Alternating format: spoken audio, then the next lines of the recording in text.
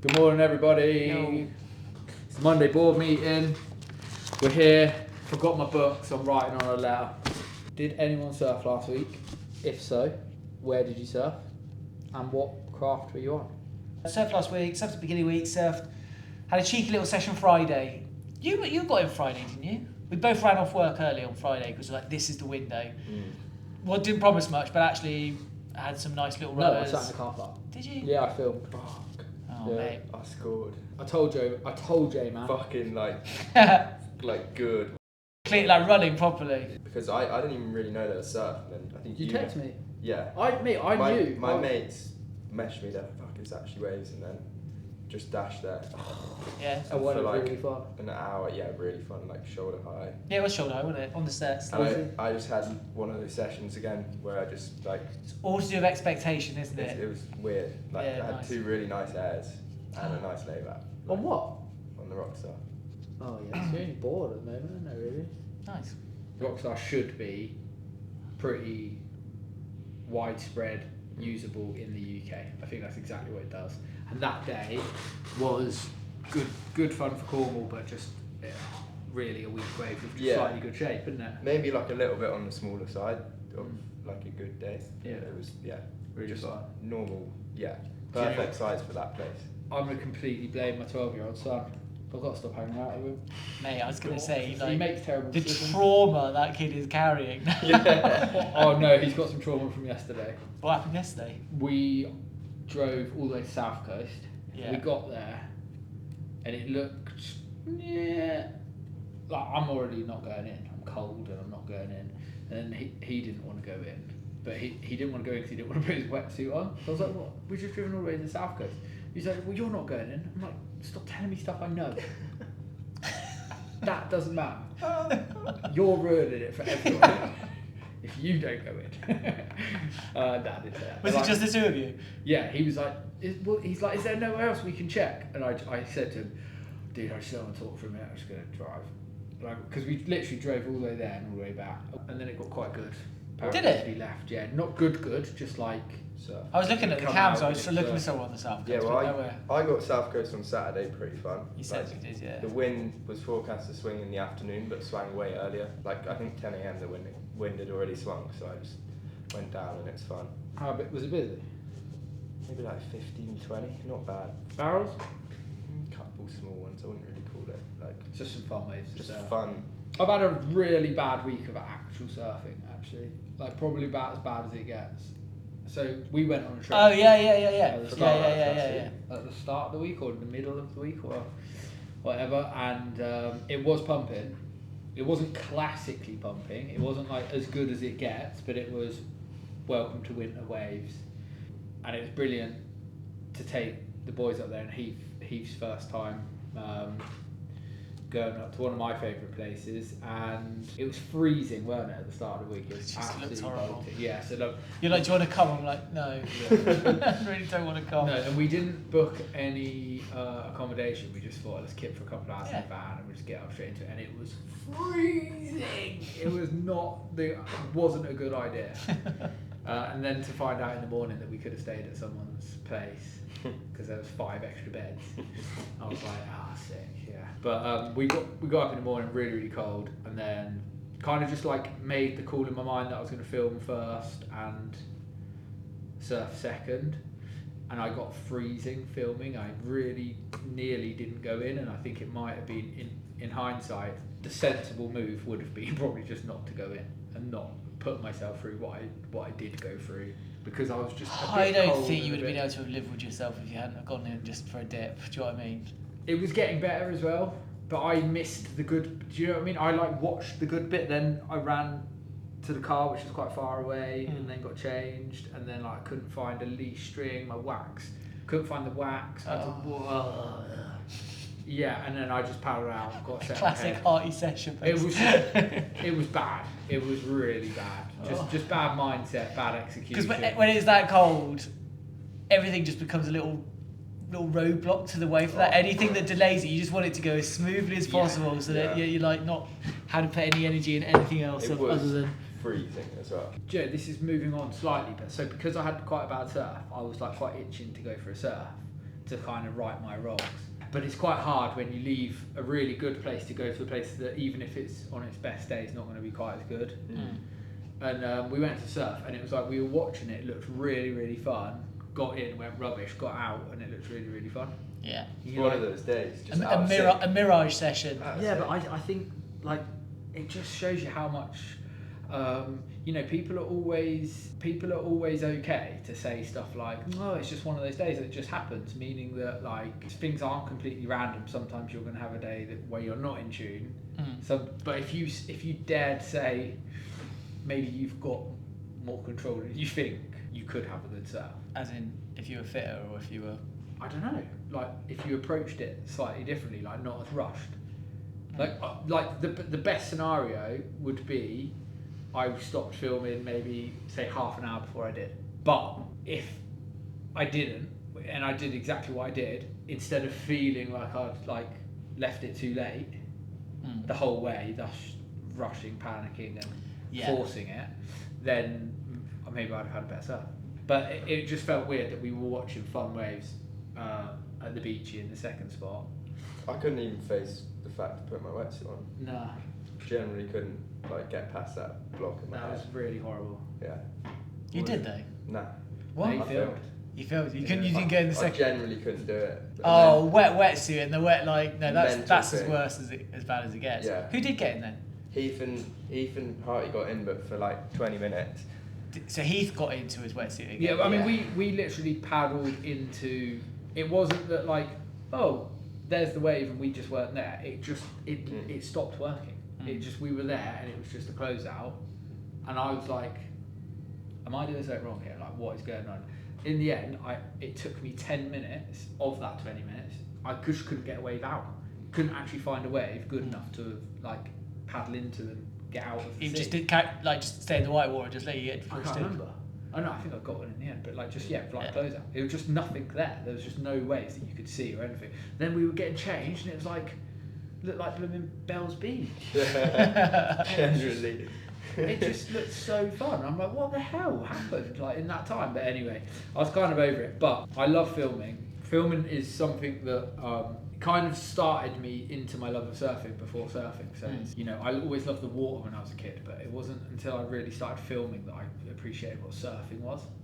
So I think that's why there's like this. I mean, if you gave me the option every time, I'm going to pick surfing, but I'm not gutted any time I'm filming, and I get addicted to it. I know I want to go surf, but I'll be like, I'm going to film one more set. I'm going to film one more set. And if everyone on that set falls off, I'm like, I'm going to film one more set. And then if one person gets a good wave, I'm like, that was sick. I'm going to film one more set because that was. And I'm just stuck there, and I get in that rhythm of it. But I enjoy it. I don't hate it. The trouble was, because it was so cold, I was, you know, the colder you are, the harder it is the idea of getting in a wetsuit and walking miles. But I've seen some of the clips, and I think because that's going live Wednesday. It actually worked out good because there was someone else filming, and he missed some of the ones that I got. There you go. I think it'll be a nice little. I think it'll be worth the 24 hours of like. Oh, for sure. Mayhem. It's some of the best footage I think we're gonna post of surfing. Nice. In the UK, at least. Nice. Yeah. It's UK's it's UK doing things for sure. Yeah, I mean it's a top really of the bunch sort of. Yeah, we had some really good surfers in the water. We had some good waves. You put that together, it's always going to be a fun clip, isn't it? Exactly. And the cold brings out a sort of a special type of banter, doesn't it? Like, yeah. You gotta have a sense of humour when it's cold. Like if it's really warm, everybody's just like, oh yeah, it's really cool. But it's like when it's cold, you gotta like keep spirits high. I think that's one of the key things with a surf trip is always. Hold on 2 seconds. J-Man. J-Man. Yeah, banter is a key for a surf trip. Like if you are, the moment you start getting stressy about the wind changing, the tides, start arguing about where you're going, the vibes out. That's why I like the English culture mixes so well with surf trips. I think. Yeah. You know, like what I'm like. I'm just, and I think that's like southeast. Being southeast is like you see something and it's like, how can I make fun of that thing? Yeah. And I think that is the best attitude on a surf trip because everyone starts doing it. Like Joan's not really that kind of guy, but like if you keep poking him and St. John's doesn't have a sense of humour. No, but like he won't like you know, he doesn't. He's not a spontaneous like take the piss out of you. He's too He'll- nice. he'll He's be generally a thinking- very nice He'll person. be thinking exactly the same thing as you, but you're the one saying it. Yeah. You know what I mean? Yeah, but why do I need to say it if you're going to Exactly. But no, even then. Jamie, just give him the space, isn't it? But Like- once you get into that zone, you're also like good for the banter, and he's pretty decent. yeah. Beef is actually sticking. So did I tell you about that? Beef Gillespie. Yeah, but Yeah. Jackson wanted. He was like, "Why does everyone call me a nickname?" Yeah, J-Man. But not he everyone has. Yeah. Yeah, and I said, "What do you want his nickname to be?" And he didn't know. He said Keith. But we asked Heath, and he said a teacher called him Beef once. Yeah. So it's just funny, isn't it? 'Cause Yeah. he's not exactly beefy. But No, he's the skinniest. Like. yeah, but I think surfer his on tour. attitude is like he brings beef. Yeah, I can see that. Yeah, he was good to have on the trip, and I was so stoked you got that wave. Yeah, Sick. I had the sickest view of it. I love that because you can go to a good waves when you're his age, like 16, 17, you start going on trip. You can be kind of like the awe can get the better of you. You just sort of be deer in headlights a little bit and just be like, it sort of passes you by before you've like, oh yeah, I should have tried to get one of those. You know, it's a bit like, and he just got fully stuck in, didn't he? Went over the falls a good few times and took some closeouts, and he got that bomb, which is sick. Should we put that in this clip? Do you want to edit that in?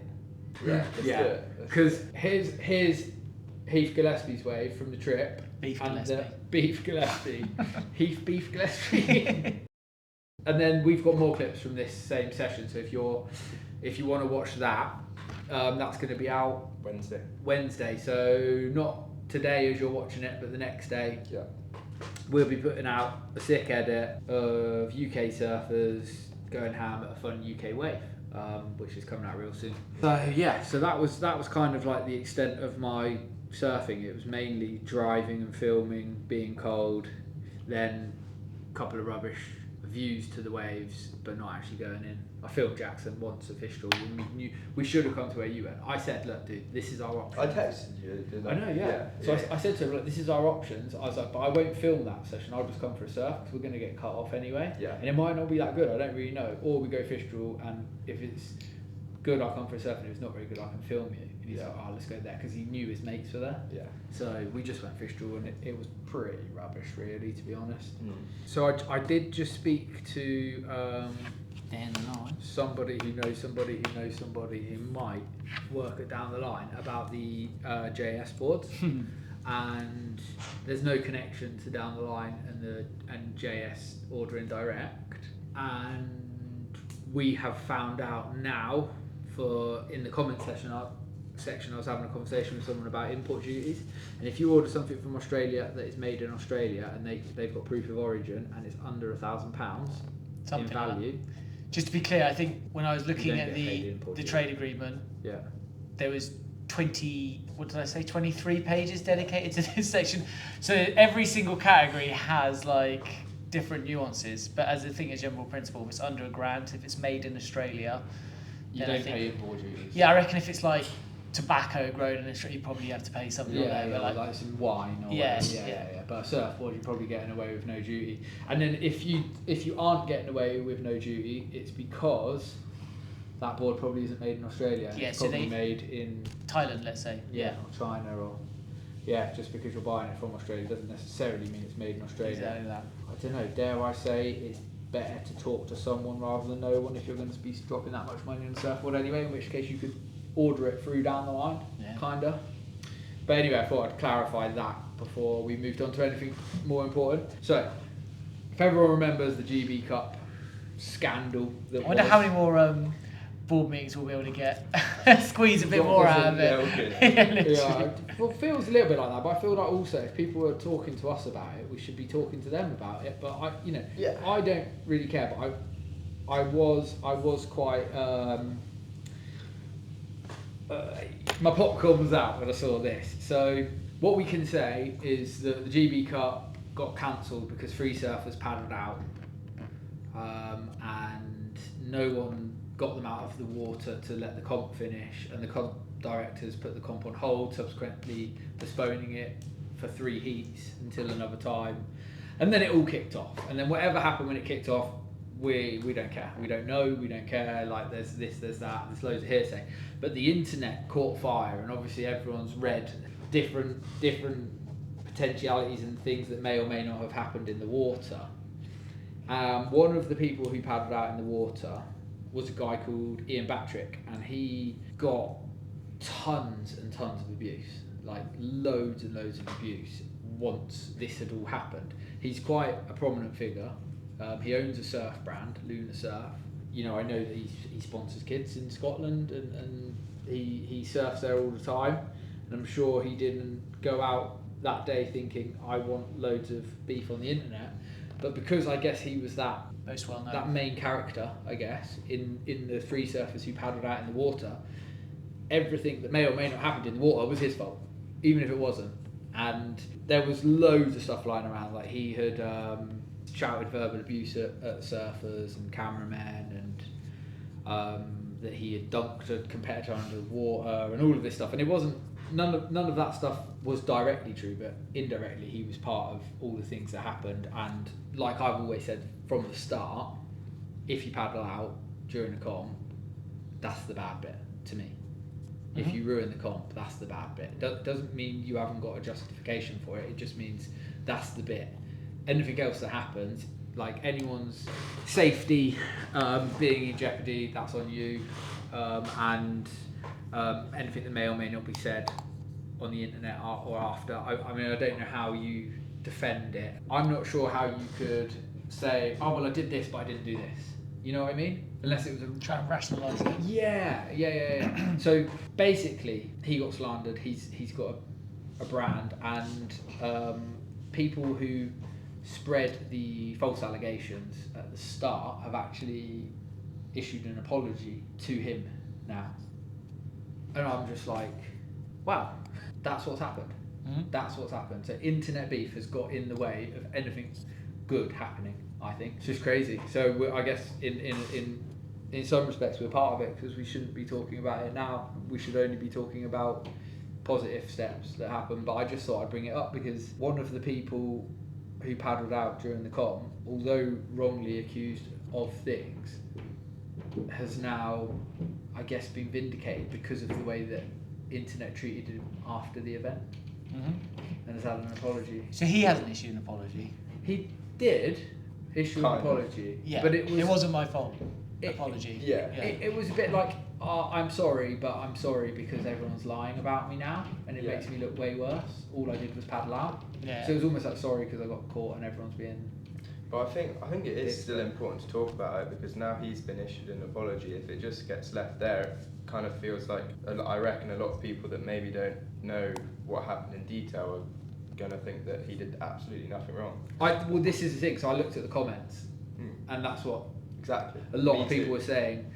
Yeah, you shouldn't read everything you believe on the internet, and like they weren't even in the water, and blah blah blah. And then there's all these now speculative rumours the other way around. Yeah. So like conspiracy theories. Yeah, and you just all I looked at is the internet catching fire. I didn't actually look at the basic problems and how you would resolve them. And to me, if I was put in that position, because none of us are perfect, and we're all going to probably be at some stage in our life where we've done something that we knew we shouldn't have done in a certain way or something like that. And geez, God forbid the internet picks it up and carries it anyway, you know. But I think the important thing to do when you're in that situation is do right by you, not be the first person to tell everyone else they're wrong and how they should be right. You know? But internet barely lets you, because imagine what he felt like. It would be hard not to feel the same. Like, I've done something wrong, but not that way. You know what I mean? Yeah. It's like, God. It's manslaughter, not murder. Yeah. This is a weird segue, but I'm just curious because you talked about maybe this is something like Customer of the Week was a guy called Anthony Valenti, who we did a beautiful gold gloss polished FM. Super stoked. It looked amazing. Brought us in a nice Crackham black spiced rum, dark caramel and Cornish sea salt, which is delicious. And him and I ended up chewing the fat here for about 45 minutes. Unlike you. I know, right? Once I popped. Did he talk about fins, did he? No. He worked in advertising marketing, and it's all on digital, and he, by all accounts, it sounds like he fucking hates it. And we were looking at some, he explored like the south coast of the Lizard, some of the little random spots there that work kind of in when it's not working anywhere else was really interesting. But the premise was, what really got our interest was, can you create a brand without any social media, internet presence? And then there's a broader sort of mind experiment. What does the world look like without any of that shit, basically? Like, how would the GP Cup have gone down if there wasn't any Instagram or any social media sort of so people there would have been people there that knew about it because they read a mag or they seen a flyer nice. for So it. shout out for the rum. Yeah. And then you've got, that is a segue. Thank you. I was like, what? That was the worst ever. Because we were talking about it and You're a pro. No, I'm sorry. I learned from the best. Yeah. Decent. Yeah, thank you for the rum. Because like when you're talking about the GB Cup and all that, and like the further around like the social media, I feel a little bit of me just going, oh, fucking everybody shut up, like kind of not about right or wrong, just sort of what are we losing here? It's so depressing, the kind of the energy around it in general. It's national level, or whatever you would call GB level, national still? I guess national level competitive sport. It's the pinnacle of surfing. Yeah. And it's run like Sunday League football. Yeah. So then we're then surprised that we get Sunday League football results. It just is what it is. And it's just frustrating. And I think everyone's a bit frustrated. I mean, yeah, I don't know where you go, but like let's just stick a pin in it. The facts remain. People paddled out during the comp. Yeah. People were put in danger in the water and felt threatened by the behaviour of the people that paddled out. Everything else, the internet has sparked up. And that shouldn't be the focus. Bottom line, the focus should be, how do you rectify the things I've just said? That's what the focus should be. Moving on. We said I get angry at that one every single time, actually. But anyway, I've got a loud new board, so I don't have to. Everyone's going to watch me anyway. Surfboard. Yeah. So got Surfboard, new tech, super buzzing on the tech. Got me thinking about two things, which I've written down. One is, so you were talking about skinny ass mids. Yeah. Which is a clip that anyone who is looking for a board that does more than they think it would, watch the skinny ass mids clip by Tom, because that's the boards that Tom surfs. And he basically does something quite clever, is he takes a mid length, makes it a little bit longer and a little bit narrower, and then differentiates the way it performs with the fins. So if it's big and it's pumping and he's going fast, he'll have fins with more hold, and if it's small and it's weak and it's a bit crumbly and a bit slower, he puts in a really loose set of fins and allows the longer rails and the more parallel rails to give him the down line trajectory, and then he can kind of chuck it about a bit more. It's really clever. Skinny ass mids. The video is coming out soon, and the video's out. The video's out on the YouTube, doing really well as well. So give it a watch if that sort of thing interests you, because a lot of people make the biggest mistake of going too wide, too big, too fat, and then shrinking it down. So they end up with like a 6'4". They can't quite let go of the shortboard, because the last one they tried was 22 inches and they thought it was massive. So you end up shrinking it down, never getting the true benefits of a mid length. And it's different for everyone. Yeah. Like the guy who commented saying the bigger guy. He was bigger got guy. more weight to turn a bigger board. That's what happens to me, isn't it? If I go on your boards, they're a bit loose. So like I don't quite get what I lose control a little bit because I'm, whereas you're a little bit more lighter footed, and so it makes loads of sense. Segue. It's a big sigh with the segue. It's alright, painful. mate. It's all right. It's all right. You can segue. It's just give him a hug, Joe. It's just the whole internet thing. I just can't, like, what will you come to? Yeah, so I was talking about our rocker video. Yeah. On our YouTube page, out now. if you want a board geek out about rockers, and there was so much stuff that when I watched it, I was like, oh, I should have said this, and I should have said that, and I should have said that. But the mid lengths was quite a good one. So I work out a number I've always worked out in my shaping to know how much true rockers in the board. It's the rocker. I call it the rocker difference, which is basically add the tail rocker and the nose rocker, and then divide it by 2 to get the average of both, which would give you a defining number of how much rocker's in the board. And then a really key one is knowing how much rocker is in nose and tail, and then the differences between the two. But in all the skinny mids that you were riding, the rocker's really even, meaning that there isn't like low tail, high nose, or, well, the main thing that I thought I'd pick up on is the fact that there wasn't high tail. So you're getting a part of the board that you can stand a bit higher up the board and still have all of that rail engaged out the back, and that's quite a key thing for essentially easy control, and that works if you're bigger as well. So that's kind of how the rocker would be set up on like a high performance board for a heavier, stronger person.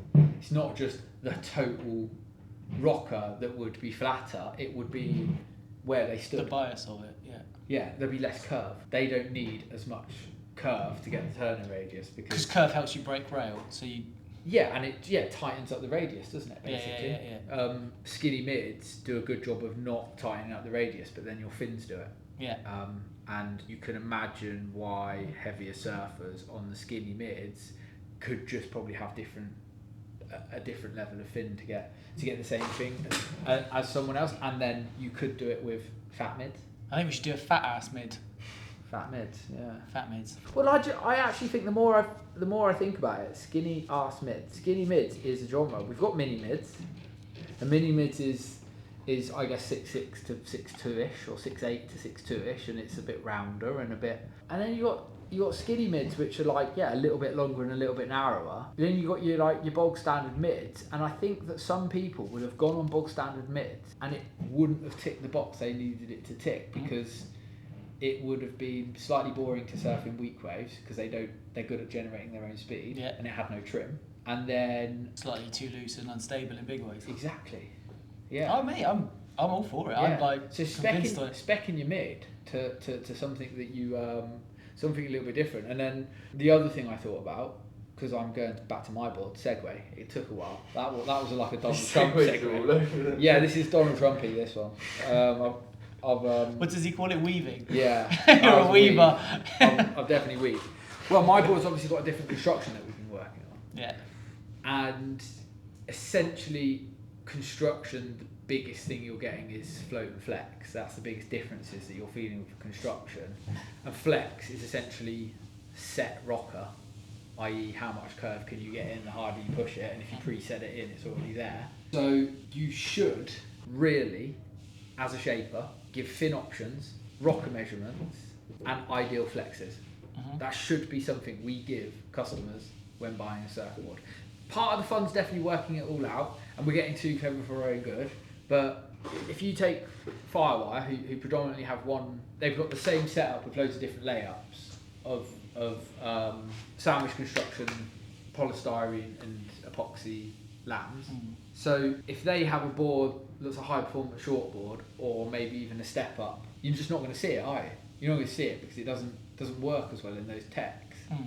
But then I think that's probably the case with a few of their other boards as well, that might work slightly better than they should, like surprisingly well, like some of the mids. With the Firewire construction. Yeah, as an example, I like using them as a scapegoat example because a bike company can't do the best mountain bikes without adding suspension. And I think Firewire sometimes say, hey, we do the best surfboards without flex. But some of their flexes hit keys, but like, what do you never see? You never see pro surfers on Firewires in good waves and comps, because the flex is so important. Yes, their shapes are brilliant, aren't they? They then don't hit that type of thing. I think it's really, really important to make sure that you marry up rocker. So rocker's part of the model. So model, flex, and fins. Doesn't mean they all have to be the same way for everyone, but say, for example, if you do a skinny mid for someone who's 80 kg, it should be a bit different. I think, especially for skinny mid, like, because you've got so long and thin, it's made for flexing. It's made for projection. Like, it's why I always go PU with a relatively light glassing, because it just feels amazing on a board that long and skinny, basically. Because as you get the torque, have epoxy glass. Yeah, just to add a bit of toughness. But as you get the but coming off the fin, it's the more malleable. torque in the fin, just like, yes, it's tougher. Well, Tougher is more malleable than... Yeah. Well, no, not necessarily. If you have something the definition of toughness is the ability to flex more. Is it? Yeah. Oh, right, fair. I always thought you meant about like, because epoxies will dent a little bit more in the same glass drops as PU. But so the tensile strength is more, but the impact resistance is sometimes less because of it just molds. Tougher can deform more without cracking. Yeah. Segway. 54 more. Oh, okay. This is gonna spin everyone out. No, it's not. It's a really simple question. Yeah, but is it? Go for it. Is it? Alright, so a question that's popped up in my head over the last few weeks, and I've spoken to a few of my friends about it, and it's funny because they all seem to have the same reaction when I asked it. They're certain with their answer, but then they think about it and they're not so sure. So if you get a pressure ding, or lots of pressure dings in your board, is it going to mean your board is less volume? Yes. That's Categorically, that's the rules of universal physics. You'll have less volume in the board. How? So volume because is the air's gone out of it? no. I think what you're mixing is mass, density, and volume. So the mass of the board will remain the same, but the volume will decrease. So the density therefore increases. So when you compress a board, you are compressing what's inside the board. So the density increases. Sure. But the actual volume, which is the area that's displaced by the board, has decreased. Yeah. So if you blew air into it, it would pop the dings out and the volume would increase, basically. Yeah. So the actual space that's taken up by the board decreases. The mass stays the same. Yeah. The density also increases. So would you feel that in a surfboard that's, say, 2 years old with lots and lots of pressure dings? Feel it in terms of how it surfs, or in terms of buoyancy? In terms of buoyancy. Oh, I'm not sure you'd feel it so much in the buoyancy. I mean, theoretically, I think if the board's totally submerged, it's going to be a little less buoyancy. Yeah. It's going to be a little less buoyant. Yeah. But the displacement that you're primarily focused on is the displacement of the hull, basically, is the bottom of the board. Because that's what's displacing. The board's sinking in and displacing the bottom. It's just like, slightly more. it's just... No, because the mass is the same. It's just a little bit more dense. The mass is the same. The density would change. The density would change the flotation of it. No, because the flotation is relative to what's being displaced. So if the loss of volume is on the top and the top's not in the water, it's still displacing the same amount. It's still weighing the same. It's still displacing the same amount of volume. But is it going to give you as much flow? Like, because say I can notice the difference between, say, a 26 litre board and a 28 litre board when I'm paddling it or when I'm lying on it. So if you give me a 28 litre board 2 years down the line, down to a 26. would I be feeling that difference? Yeah, it probably would be. Yeah. Oh, so what floats better? A 28 that's battered down to a 26, or a fresh 26? Which power's better? A fresh 26 will be lighter because you've taken 28 volumes and you've compacted it, so making it heavier into 26. It's denser. Yeah. So it's denser, exactly that. But the mass is more. The mass of the 28 one is going to be more than the 26 one, Yeah. and you've just taken that mass and you've made it denser into the 26 one. So yeah.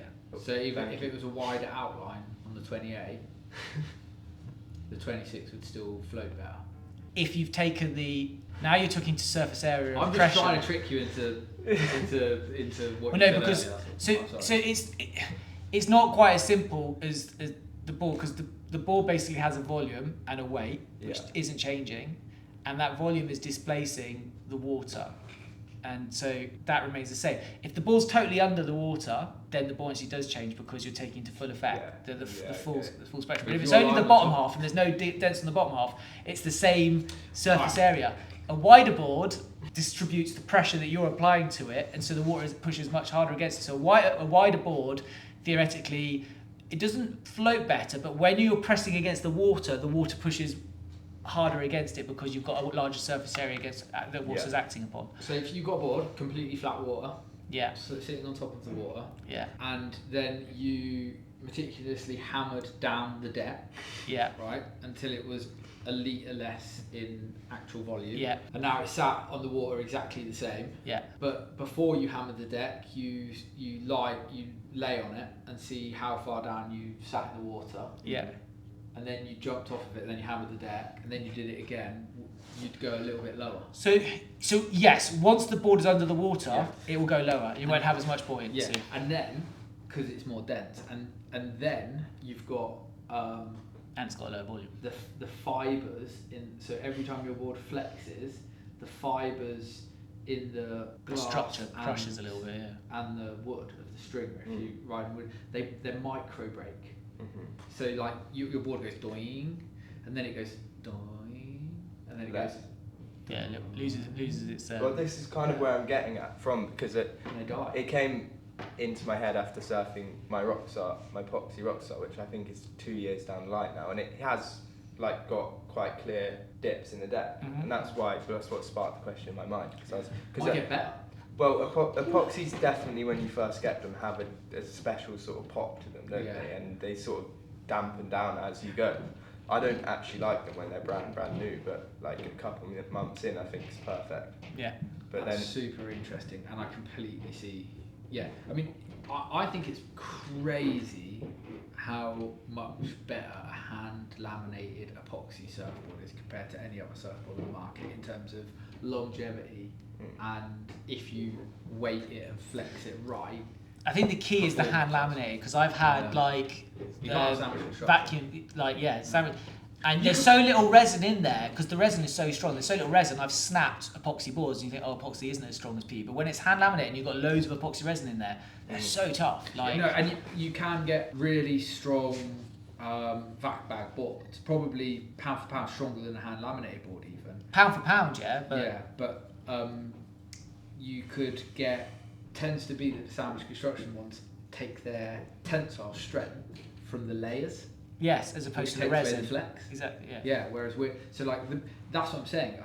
That's why being able to offer our new tech that we've been banging on about now and can't wait to release it. You're offering different flexes, different flex bands, and we know how long they're lasting. Like, it's mental how much longer they last than PUs. PUs at this point are borderline disposable. Well, not PU, polyester resin. Yeah. Sorry, just to be pedantic, but we're getting into the nitty gritty of it. No, I what I was just doing in my mind there was thinking about PU blanks with epoxy resin. Yeah. They don't last as long as the. They don't last as long, but they do last much longer than PU blanks with polyester resin. Yeah. And it would be interesting to do. It would be interesting to do a Board Geek maybe 6 to 12 month review. We should maybe start it soon. And also get into why, because we video on the difference between a PU epoxy and a PU poly. And also the difference between glass, like E-glass, S-glass, Integra, carbon, because all of them provide different properties. I know, I don't tell people about them because I feel like I do know lots about that. I have done so many tests about it. I don't want other brands to know. Fair enough. But I've been messing around with cloth for years. Well, what you can talk about is that like epoxy resin has a certain amount that it can expand and then contract again repeatedly.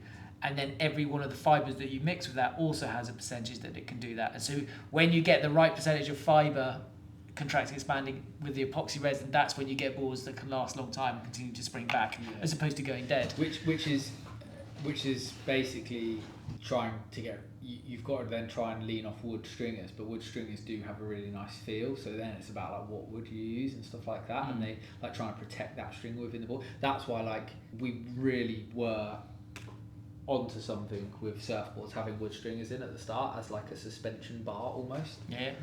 It's a torsion bar, Yeah, and they work so much better than something that's flat laid.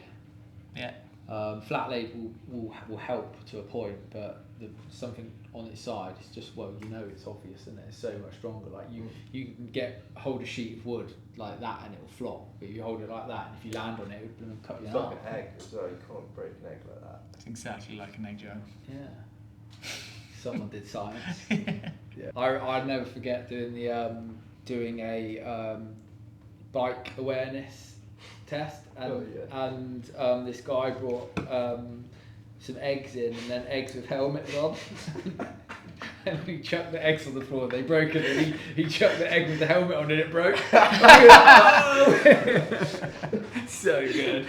I hit a car once coming down the hill on a bike, straight into the bonnet, over the end, and I can't remember anything. I just came to like on the tarmac basically. Like I just remember I wasn't even panicked or scared. It just happened. So I was like, and then I was like, came to and I'm like, what the fuck just happened? And I was like, oh shit, I've been in a car. I've like hit a car, and I must have been going down at about 20, 30. Car coming up at 20. It's like a 50 mile per hour collision. So then I'm like, I should try and move, and you don't want to move because you don't want to suddenly feel the pain, like you've got a bone sticking out or something like that. And I remember just moving my arm, and I was like, okay, and bit by bit by bit, and eventually I kind of stood up, and I was stood there going, oh my god, there's Where's my penis? in the bike spoke, in the wheels, just lost that. And that's how Tom Adam was That's how clicker goes in.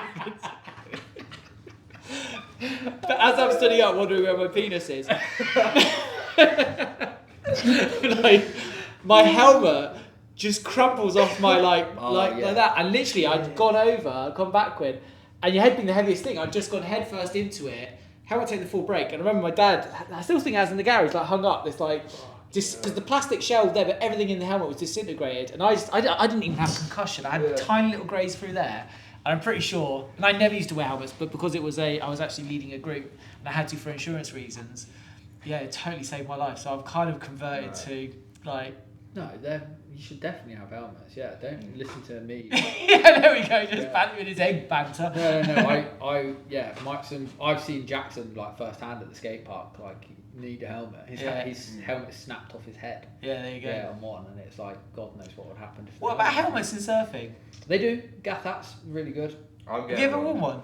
But for when you're like surfing a slab. I don't understand why you wouldn't, because they're so lightweight and unobtrusive. Yeah. Morning though. After Scotland, I wanted one. It wasn't particularly big in Scotland, but it was shallow. That's the worst and bit. It's just like, why not wear one? My mate hit his head and got a massive egg, like, and we were just like, fuck, like. Yeah, no, Scotland's bad for it because their slabs are but- quite small. Yeah. And people think, oh, that'll be alright. That's way more dangerous than surfing. When you it's know, bigger. Choke 12-foot mully or something. You've got a further amount to go till you hit the floor. You surf a 3-foot slab, you're into. I mean, at Spot X when we took Jackson at low tide. I mean, geez, it was so shallow. I mean, the wave was what, that big? Yeah. But it was like the water was like that. I pushed Jackson over the falls, and his fin got knocked out on the reef, so he could have really. And we're just mucking around. But it's like, yeah, wear a helmet for sure. So. Skinny Ass Mids, out now. Check it out. Make sure that you talk to your shaper, whoever he is, or she, after, because we can dial them in. Cold chocolate barrels, UK pumps, out on Wednesday. Wednesday evening, yep. The boys got sick waves, that's coming out Wednesday. My new board is very, very bright, and it's in a new tech, and it's a groundbreaking tech. It will be the most sustainably made, custom optioned technology certainly the UK's never seen, and I think it's got to have a shout for some sort of global recognition. Well, the whole point is it's so much of it's done in the UK from the the sourcing, what have you. So it's hard to. But now if we know. then shipped it to America, if we recreated the whole now we know chain, how to do it. We could do the whole thing. Yeah. There's a little intro video to that, and more coming out soon. And I am going up to Board Shop tomorrow. I've got an absolute van full of boards ready for Christmas. So if you are looking for FMs with tints, Mod Pros which are out of stock, and you've been waiting on a custom, I'm going to be at Board Shop today when this video comes out. So head over to the Board Shop website and go check them out. If you get pressure ding, does your board lose volume? Yes. Conclusively. Yeah. Yeah, it's not a good thing, basically. To ding your board? No. No. It's never a good thing. Unless you ding it the better. But slightly used epoxies feel better than brand new epoxies. Yeah. Like cars. Slightly new. Yeah. Not Like running a car in there, get that past that. Well, I can't remember what car it was that you weren't allowed to fully rev it until it. The 93, the GT93, wasn't it? Yeah. The 911 GT3. No, but there was loads. There was loads in that you say that. My dad used to say that you can't rag it till it's 10,000 or whatever. Yeah. You got to bed in. Yeah. Well, anyway, bed your boards in. Bye everybody. Legend. That'll do.